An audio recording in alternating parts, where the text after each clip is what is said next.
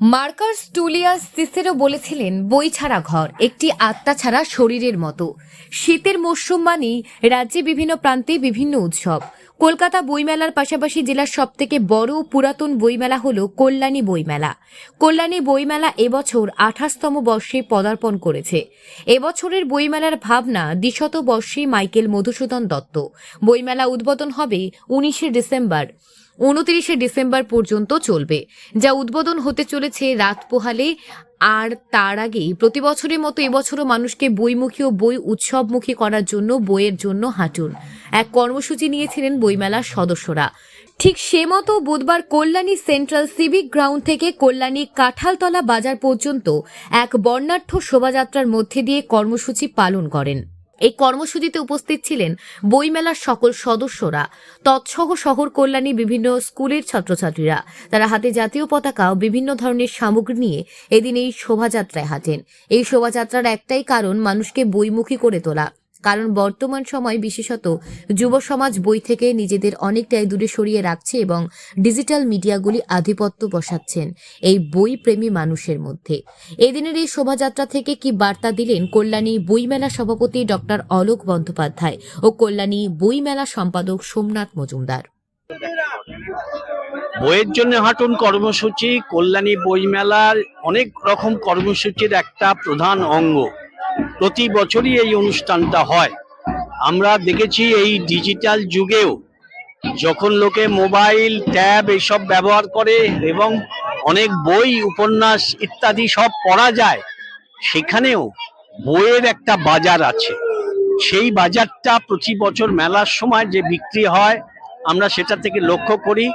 কিন্তু দরকার হচ্ছে মানুষকে টেনে নিয়ে আসা বইয়ের কাছে, বইয়ের পাতা উল্টানো, বইয়ের গন্ধ, নতুন বইয়ের গন্ধ নেওয়া এবং বইকে তার জীবনের একটা ভালোবাসার অংশ হিসেবে গ্রহণ করা।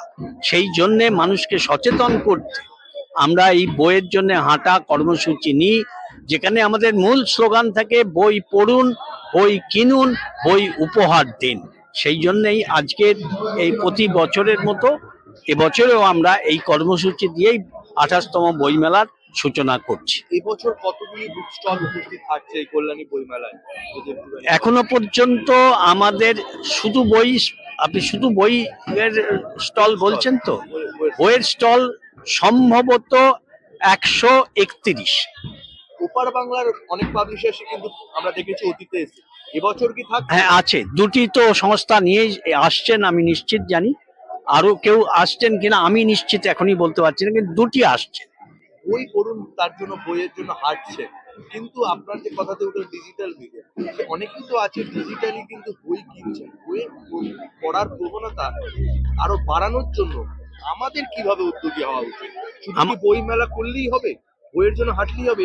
নতুন কিছু তো ভাবনা করতে হবে। না, বইয়ের জন্য হাঁটাটা একটা মানুষকে সচেতন করার একটা প্রয়াস, কিন্তু আমাদের, আপনি যে প্রসঙ্গটা তুললেন বইকে আরো মানুষের কাছে নিয়ে যাবার জন্য, যেখানে মেলা একটা অংশ, কিন্তু এটাই একমাত্র না। মেলা তো একটা বই কেনাবেচার একটা জায়গা বটে, মানুষের পরিচিতি। বই, যেমন ধরুন কলকাতা বই মেলা প্রতি বছরই তার আকর্ষণ বাড়ে নানান রকম অনুষঙ্গ দিয়ে। সেই কল্যাণী বইমেলার, মানে কলকাতা বইমেলার বাইরে কল্যাণীতে যে এত বড় একটা মেলা করা সম্ভব, সেটা সেই সময় মানুষ বুঝতে পারেনি, কিন্তু এখন বুঝতে পারছি যে এই বইমেলাও দরকার। সবাই কলকাতায় যেতে পারে না, কিন্তু বইমেলায় উপস্থিত থাকতে আগ্রহী হন। সেই জন্য এই আগ্রহ থাকবেই, বিশ্বাস আছে। আপনার কারণটা কিছুই না, যে কল্যাণী শহরে বইমেলা হচ্ছে, এই বইমেলার বার্তা কল্যাণী শহরের সাধারণ মানুষের কাছে পৌঁছে দেওয়া, এইটাই হচ্ছে এই পদযাত্রার মূল বার্তা। আগামীকাল কল্যাণী বইমেলা, 28তম কল্যাণী বইমেলা শুরু হচ্ছে 19শে ডিসেম্বর। আগামীকাল তার শুভ উদ্বোধন হবে। বলা যেতে পারে যে বইয়ের জন্য হাঁটুন এই কর্মসূচির মধ্য দিয়ে সেই বই মেলার যে শুভারম্ভ হবে তার প্রাক সূচনা আজকে হয়েছে। এটা প্রতি বছর আমাদের বইমেলার একটা অবশ্য উপাদান। আমরা এই বইয়ের জন্য হাঁটো এই ধরনের একটি মিছিল আমরা সংগঠিত করি।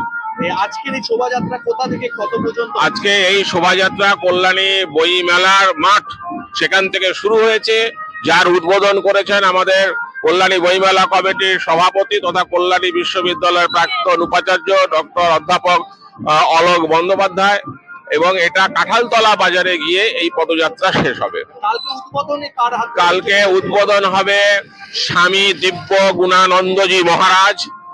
উনি রহরা রামকৃষ্ণ মিশন, তাদের তত্ত্বাবধানে একটি টিচার্স ট্রেনিং ইনস্টিটিউট আছে, তার প্রিন্সিপাল এবং মধুসূদন দত্ত যে আমাদের ভাবনা এবারকার, তার ওপর তিনি গবেষণা করেছেন।